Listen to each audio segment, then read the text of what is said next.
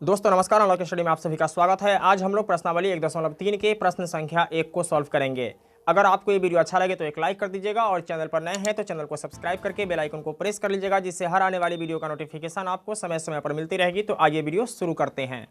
प्रश्न संख्या 1 है, सिद्ध कीजिए कि √5 एक अपरिमेय संख्या है। तो दोस्तों इसको सिद्ध करने के लिए हमें क्या करना है कि इसके ठीक उल्टा मान लेना है। जैसे कि यह अपरिमेय संख्या है ना, तो हमें मान लेना है कि यह एक परिमेय संख्या है। ठीक है,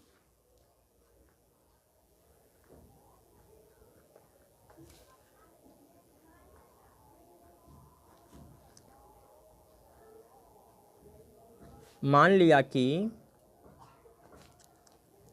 √5 एक परिमेय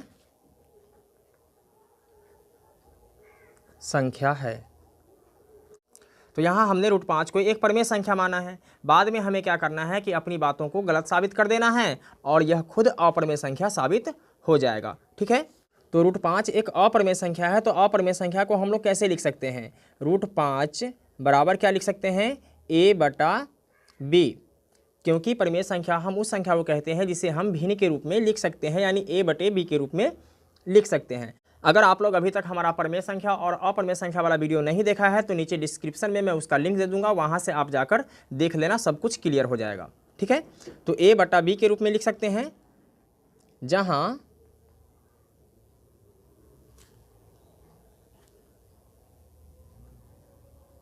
a और b क्या है? सह अभाज्य संख्या है। क्या है? अभाज्य संख्या है।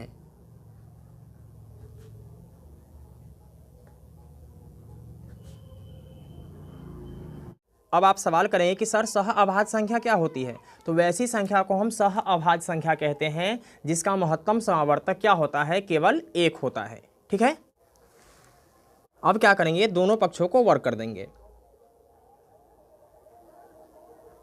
दोनों पक्षों का वर्ग करने पर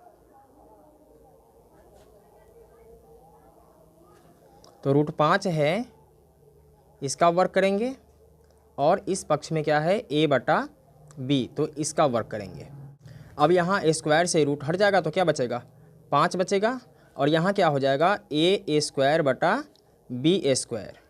तब हमें क्या करना है कि इसको यहाँ ले आना है, तो a हो जाएगा 5b² बराबर a²। ठीक है, अगर हम b को ऐसे ही छोड़ देते हैं, b² को, तो a² और ये 5 इधर आएगा तो क्या यहाँ आ जाएगा? नीचे आ जाएगा, तो ये हो जाएगा a² / 5। तब यहाँ हम क्या करेंगे कि लिखेंगे, अर्थात a² का एक गुणनखंड 5 है। एक गुणनखंड क्या है? 5 है। इसलिए अगर a² का एक गुणनखंड 5 होगा, इसका मतलब ये है कि a का भी एक गुणनखंड 5 होगा। ठीक है, a का भी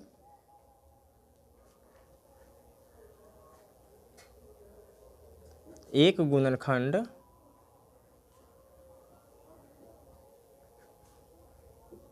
5 है। ठीक है, अब जैसे हम लोग ऊपर बनाए हैं वैसे ही नीचे ही बनाना है।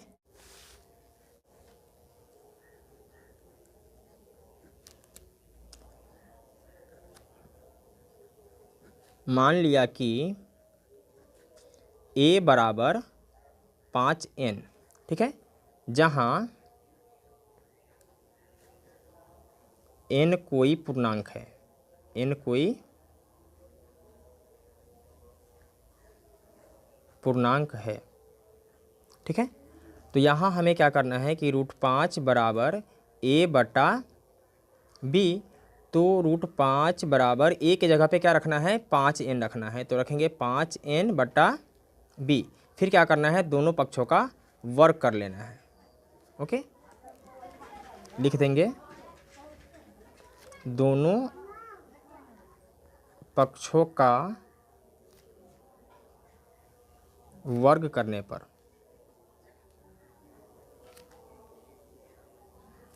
ठीक है। तो स्क्वायर से रूट हट जाएगा, क्या बचेगा 5 और इधर 5 पचे 25 n का स्क्वायर बटा b का स्क्वायर।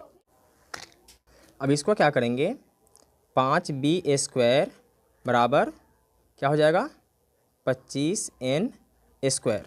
अगर हम क्या करते हैं कि b को इस तरफ ही रहने देते हैं तो इधर हो जाएगा 25n स्क्वायर बटा ये 5 कहाँ आ जाएगा, ये 5 आ जाएगा नीचे, 5 पचे 25, ठीक है। तो यहाँ क्या बचा b स्क्वायर बराबर 5n स्क्वायर। तो अगर हम करते हैं b स्क्वायर और 5 को इधर ले आते हैं तो इधर बचता है n का स्क्वायर। यहाँ b स्क्वायर अगर 5 से विभाजित होगा तो b भी 5 से विभाजित होगा। और हमने क्या माना है कि a और b क्या है, सह अभाज्य संख्या है। और सह अभाज्य संख्या वैसी संख्या को कहते हैं जहाँ एक के अतिरिक्त कोई दूसरा गुणनखंड नहीं होता है, ठीक है। लेकिन यहाँ क्या साबित हो गया कि a स्क्वायर अगर 5 से कट रहा है तो a भी 5 से कटेगा, b स्क्वायर अगर 5 से कट रहा है तो b भी 5 से कटेगा। यानी हमारा जो मानना था वह गलत साबित हो गया, ठीक है। तब इसका स्टेटमेंट हम लोग लिख लेंगे।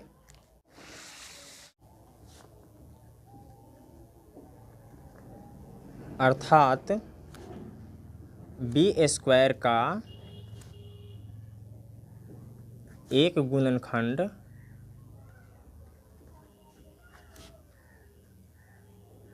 पाँच है, इसलिए b का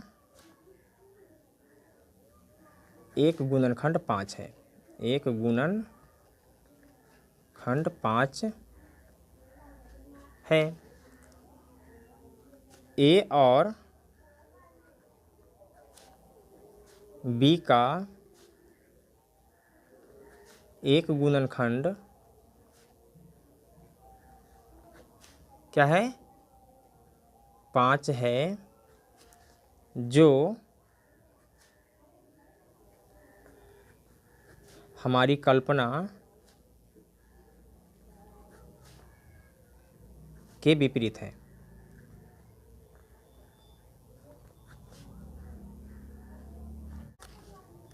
कि a और b में एक के अतिरिक्त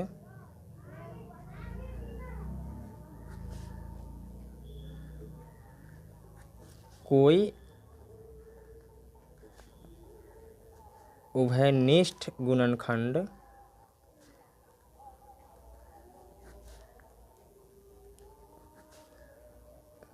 नहीं है। अतः √5 एक क्या है, अपरिमेय संख्या है, अपरिमेय संख्या है। तो दोस्तों मैं उम्मीद करता हूँ कि आपको ये वीडियो समझ में आ गया होगा। फिर मिलते हैं एक और वीडियो में, तब तक के लिए जय हिंद।